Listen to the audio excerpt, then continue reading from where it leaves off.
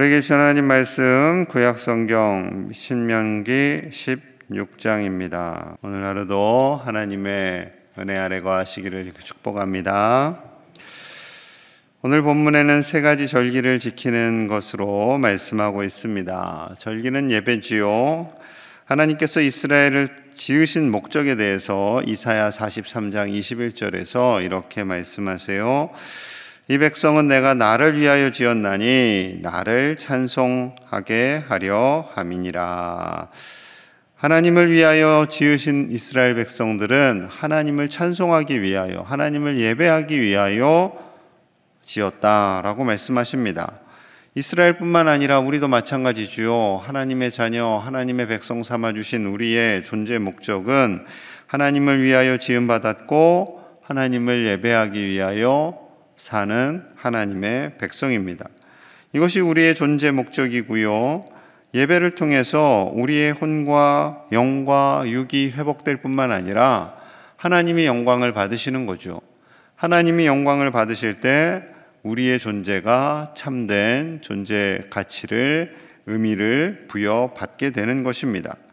자, 먼저 유월절에 관한 말씀이에요. 1절입니다. 1절.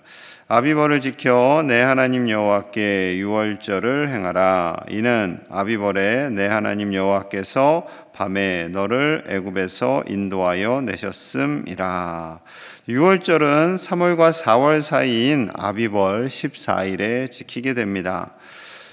이집트에서 노예로 살았던 이스라엘 백성들을 이끌어내신 그 하나님의 은혜를 감사하는 절기죠. 단순히 이끌어낸 것이 아니라 노예였던 자들을 하나님의 백성으로 존재를 바꿔주신 날을 기념하는 것입니다. 하나님의 자녀로 만들어주신 그 놀라운 은혜, 그 은혜를 지키며 유월절과 그 다음 7일을 무교절로 지키라 라고 말씀하시는 거죠. 하나님께서 자유를 주셨다라는 것은요, 이제 더 이상 노예가 아니고 죄의 노예가 아니고 하나님의 자유로운 백성이 되었다라는 거죠. 하나님을 경외하는 백성이 되었다라는 겁니다. 마음껏 하나님을 예배하는 백성이 되었다라는 겁니다. 그리고 유월절 정신이 무엇이냐면요, 자, 에베소서 2장 1절에 있습니다. 그는 허물과 죄로 죽었던 너희를 살리셨도다. 허물과 죄로 죽었던 우리를 살리셨습니다. 이스라엘 백성들 노예로 사는 것에 무슨 의미가 있겠어요? 애굽 사람들이 시키는 대로, 때리는 대로, 명령하는 대로 사는 아무 의미 없는 인생이었는데 그들을 하나님을 예배하는 예배자로, 하나님의 백성으로 삼아주시고 그 노예의 울타리에서 건져내십니다. 이것은 예수 그리스도로 말미암아 죄와 허물로 죽었던, 살아있으나 의미가 없는, 살아도 죽은 것과 같은 우리를 건져주신 것을 의미합니다. 이것이 유월절의 정신이에요. 예수 그리스도의 십자가 보혈로 구원하여 주신 그 은혜가, 그 놀라운 사랑이 예배 때마다 녹아져야 되고요. 그 은혜가 감격해야 되고요. 그리고 그 사랑 안에서 하나님께 우리는 영광을 올려드리게 됩니다. 우리를 죄에서 건져주시고 살려주신 그 하나님의 놀라운 은혜가 예배 때마다 가득하시기를 간절히 축복합니다. 자, 두 번째는 77절이에요. 9절과 10절입니다. 9절과 10절. 자, 9절. 7주를 셀지니 곡식의 낫을 대는 첫날부터 7주를 세어. 10절 같이 봅니다. 시작. 내 하나님 여호와 앞에 77절을 지키되 내 하나님 여호와께서 내게 복을 주신 대로 내 힘을 자원하는 예물을 드리고. 아멘. 7주를 셀지니 이렇게 말씀합니다. 자, 77절은 보리추수의 시작부터 밀추수의 끝까지, 그러니까 첫 추수, 첫 수확을 주신 하나님께 감사하는, 그 은혜를 감사하는 절기가 바로 77절이지요. 레위기 23장에서는 유월절 시작의 소제를 바친 다음 날부터 50일을 기념하는 절기로 또한 말씀하고 있습니다. 이 절기의 핵심은요, 먹이시는 하나님이세요. 첫 수확을 주시고 이스라엘 백성들이 굶지 않도록 하나님께서 은혜를 베푸신 거죠. 여러분, 우리나라도 보릿고개라고 해서 이제 가을 거지했던 식량이 끝나고 봄에 보리가 나는 그 사이가 보릿고개잖아요. 여러분 상상을 해보십시오. 만약에 보리를 봄에 나지 않게 하셨다면 큰일 나는 거예요. 큰일 나는 거예요. 옛날에. 그러니까 봄에 나는 식물을 주신 것이 큰 은혜죠. 왜냐하면 하나님이 다 아시는 거예요. 가을에 거둬들인 것이 끝날 즈음에 봄에 보리와 또한 작물들을 거두어들이게 하셔서 우리를 굶기지 않으시는 하나님. 여러분, 굶는다는 건 굉장히 큰 두려움입니다. 요즘 기후변화로 인해서 아프리카에 물도 없고 케냐는 3년 내내 비가 안 왔대요. 3년 내내. 상상이 가세요? 기린이 이렇게 때로 죽어 있고 깜짝 놀랐습니다. 지금 솔직히 기후변화를 일으킨 사람들은 주범은 유럽, 중국, 우리나라, 미국 그런 나라들이잖아요. 아프리카는 공장이 별로 없어요. 산업이 별로 발달된 나라가 아니고. 그런데 그런 잘 사는 나라들이 뿜어낸 그 이산화탄소 각종 매연으로 인해서 지구가 병들었고 그 피해를 오히려 공장도 별로 없는 가난한 아프리카 사람들이 보고 있는 거죠. 참 안타까운 겁니다.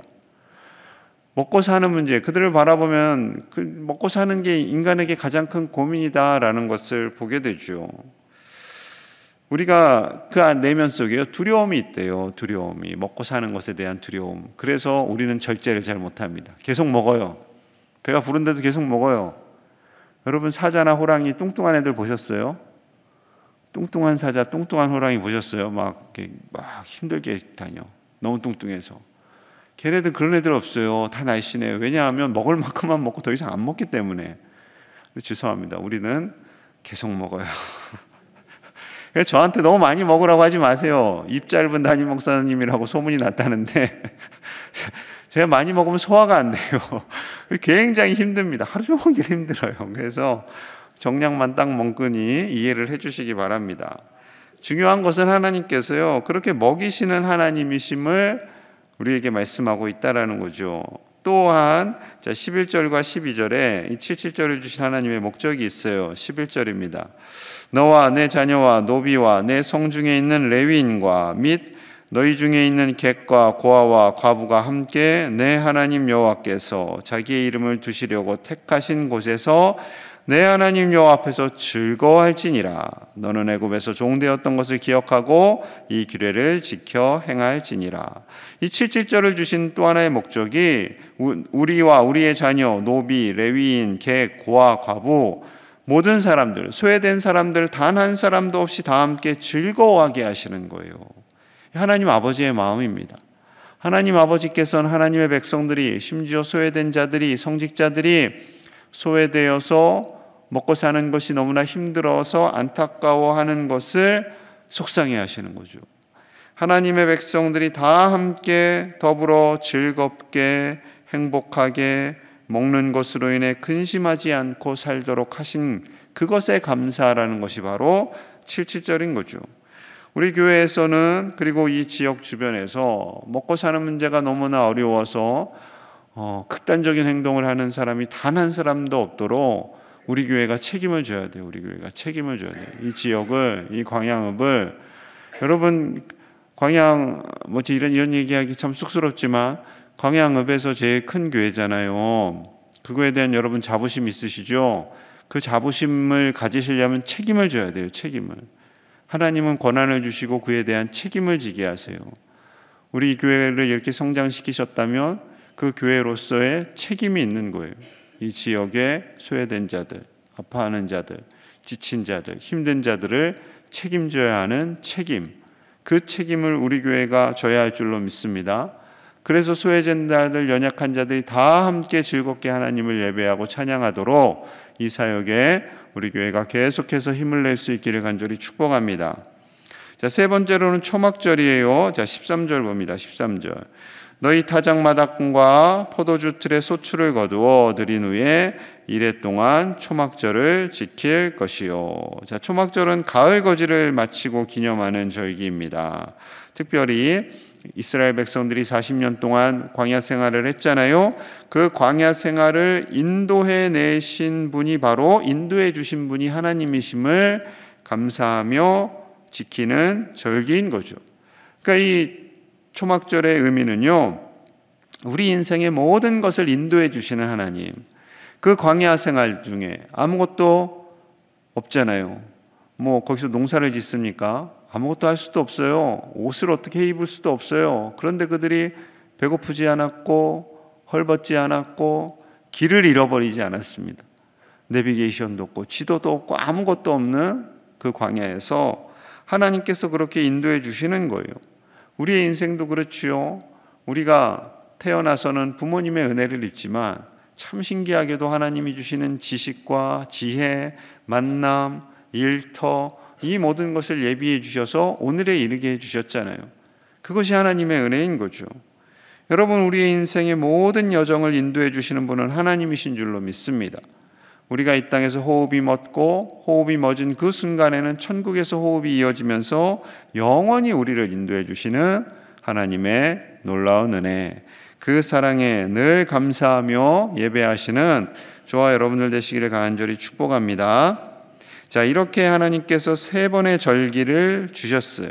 자, 이 3번의 절기를 주시고 하나님께서는 이스라엘 백성들이 헌신하기를 원하세요. 자, 16절 17절 같이 봅니다. 16절 17절 시작. 너의 가운데 모든 남자는 1년에 3번 곧 무교절과 77절과 초막절에 내 하나님 여호와께서 택하신 곳에서 여호와를 배웁되 빈손으로 여호와를 배웁지 말고 각 사람이 내 하나님 여호와께서 주신 복을 따라 그 힘대로 드릴지니라. 아멘. 모든 남자는 1년에 3번 무교절, 6월절이죠. 77절 초막절에 하나님께서 택하신 곳에서, 즉 성막이 있는 그곳을 의미합니다. 그곳에 나와 빈손으로 하나님을 배우지 말고 하나님께서 주신 은혜에 대해서 감사하는 예물을 가지고 나오라라고 말씀하고 있습니다. 하나님 주신 복을 따라 그 힘대로, 너무 가난한데 또 너무 과하지 않게, 너무 하나님이 주신 복이 풍성한 가정은 너무 인색하지 않게 하나님 주신 힘대로 그것을 하나님께 드리는 헌신을 가지고 나오라라고 말씀하고 있는 거죠. 하나님께서 우리에게 모든 것을 주셨기 때문에 그것은 다 내 것이 아니라 하나님의 것이죠. 하나님의 것을 우리가 잠시 사용하는 것입니다. 그것이 바로 선한 청지기로서 사는 삶의 모습이죠. 어려운 말씀이지만 아직도 이제 헌금 바구니를 돌리는 교회가 있어요. 예배 때 우리는 옛날엔 다 헌금 바구니를 돌렸잖아요. 빨간 헌금 바구니. 우리는 이제 들어올 때 헌금함에 넣기도 하고. 그런데 어느 2가지 방법 중에 어느 것이 헌금이 더 많이 모여질까요? 드려질까요? 바구니를 돌리면, 우리나라 사람도 체면 문화가 있잖아요. 체면 문화. 그래서 안 하려다가도 어쩔 수 없이 하게 되는.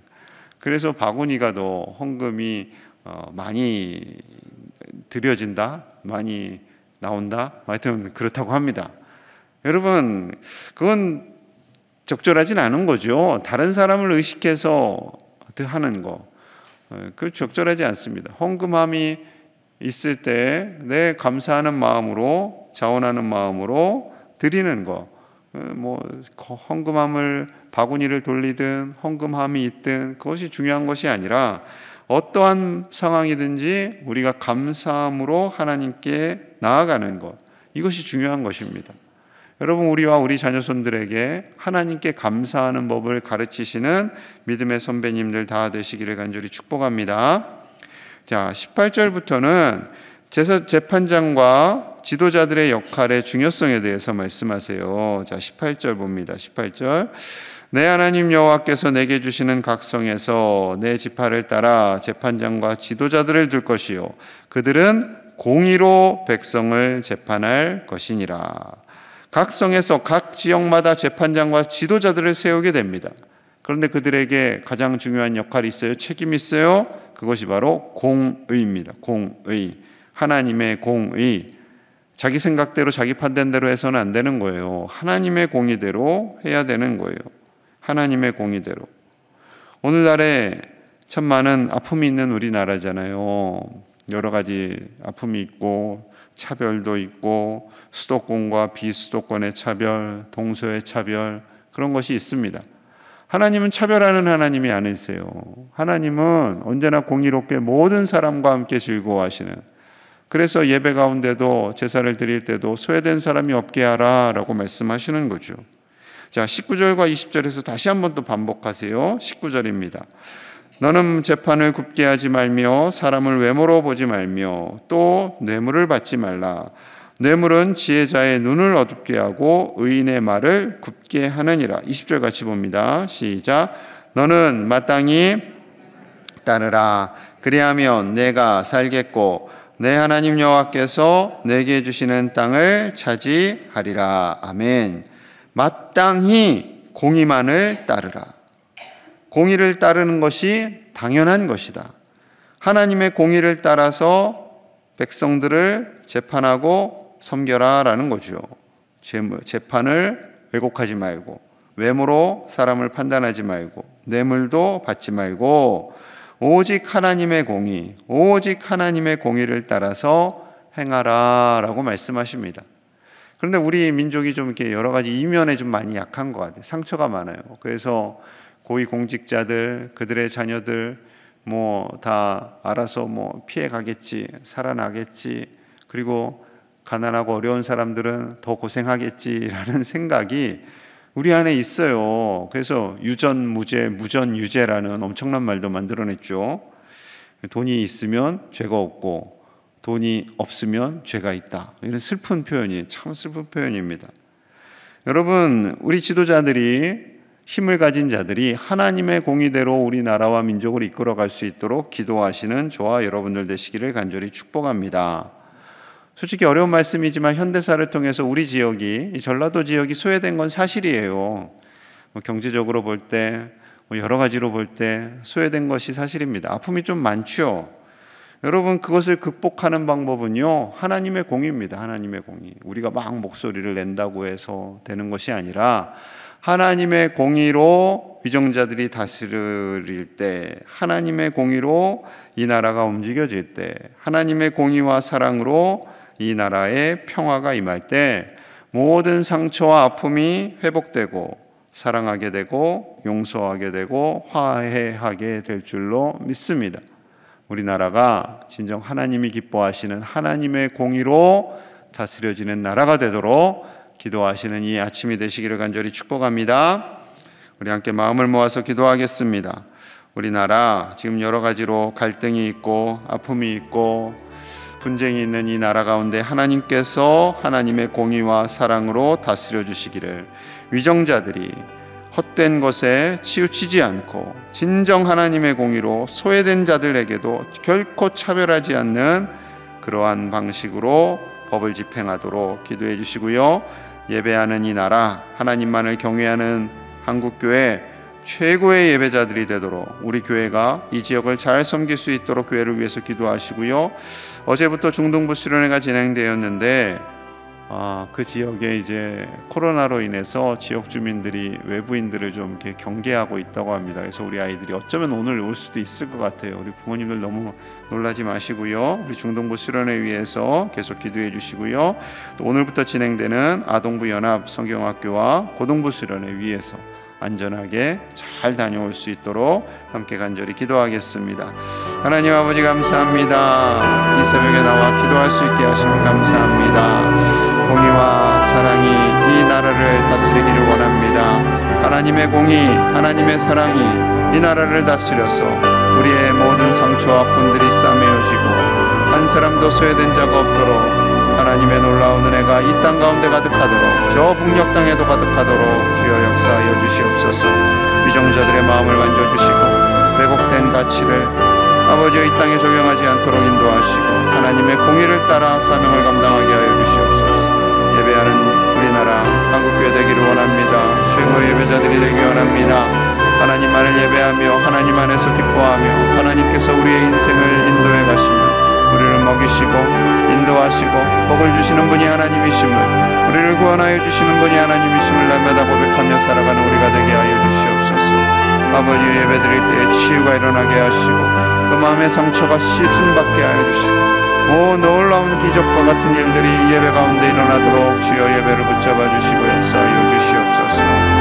아버지, 중동부 수련회가 진행되었는데 어려움이 있습니다. 아버지, 불쌍히 여겨주시고 어려운 중에도 최선을 다해서 사명을 감당하며 은혜가 넘쳐나는 수련회 되도록 인도하여 주시옵소서.